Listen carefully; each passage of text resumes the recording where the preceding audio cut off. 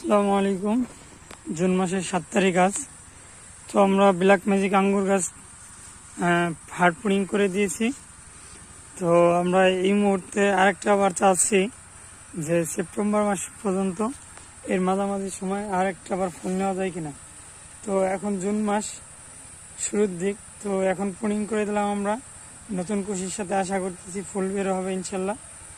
তো সেই ফুল থেকে ফলে পরিণত হতে হতে সেপ্টেম্বর মাস পর্যন্ত লাগতে পারে সময়।